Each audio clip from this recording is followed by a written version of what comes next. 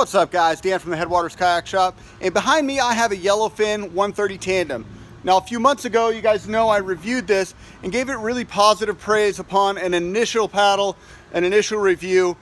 So my son and I were out paddling this morning and I realized it was getting a little worn. It was getting kind of to the point where I like to sell my demos. It's got some scuffs, scratches, some warps.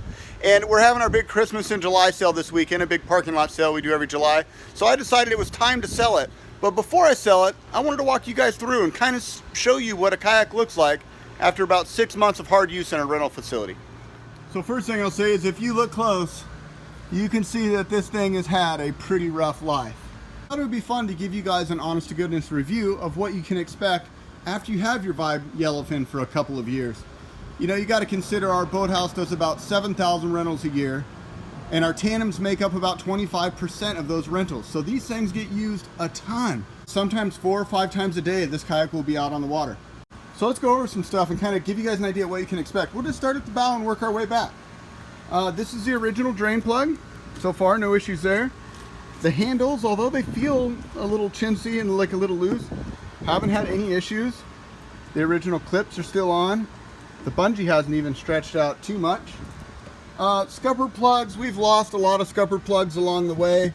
This kayak doesn't necessarily need the scupper plugs, but we have found if you put 2 bigger people in here, like if you have a 200-pound person in the front and a 200+ pound person in the back, this kayak will sit fairly low in the water. The overall capacity is a little higher. It does start to take on water and have a wet deck at around, I don't know, 450 or so. So it's not to say we haven't put bigger people in and just left the scupper plugs in. It works, but it is something to be aware of if you're larger people. Another boat called the Feel Free Lure 2.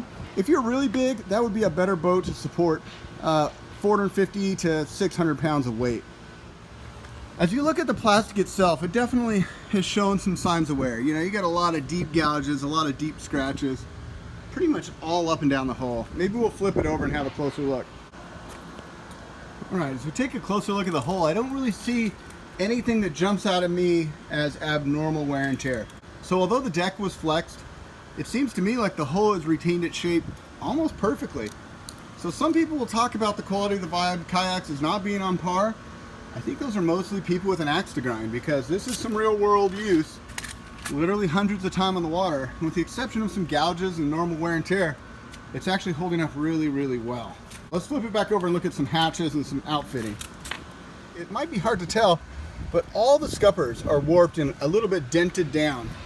I noticed that when I was paddling this morning. You know, some of these areas that used to be flat are a little bit flexed in and contoured in.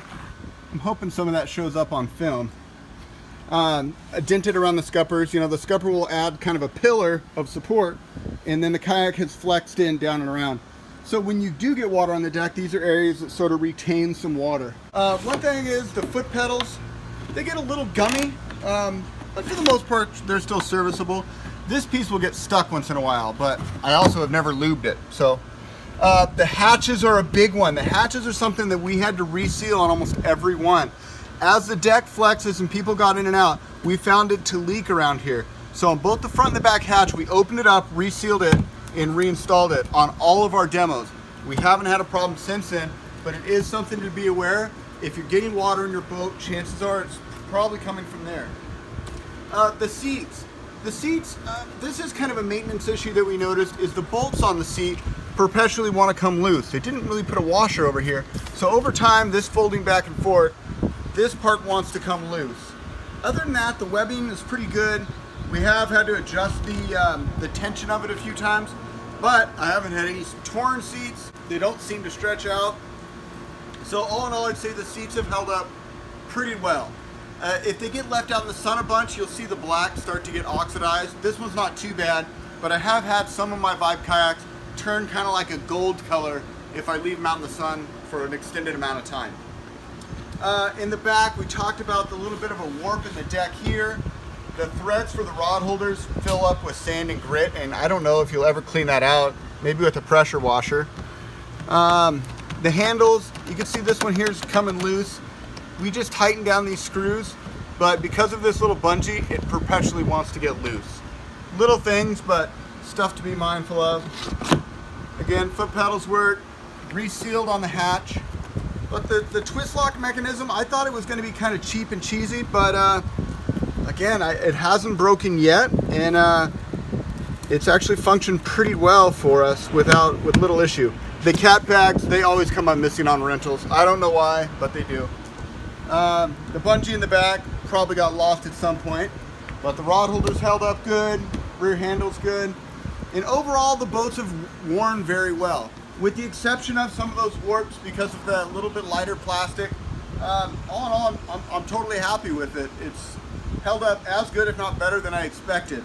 I'm always nervous putting chair-style seats into the rental fleet because in the past I've seen rips and tears and stuff coming loose. All in all, this boat is held up pretty good for us. So I still highly recommend it. I still enjoy the way it paddles. In fact, here's some footage of my son and I out this morning. We went and took this exact boat fishing. Check it out. First thing in the morning, nice spinnerbait fish. Ethan and I came out before I had to work today. Sick.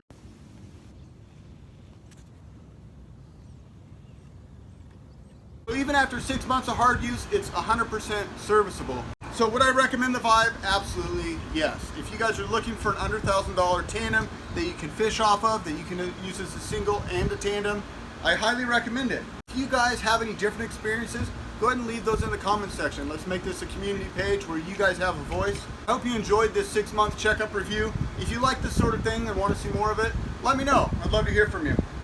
Until next time, you guys, this is Dan from Headwaters Kayak Shop, wishing you happy paddling. See you on the next one.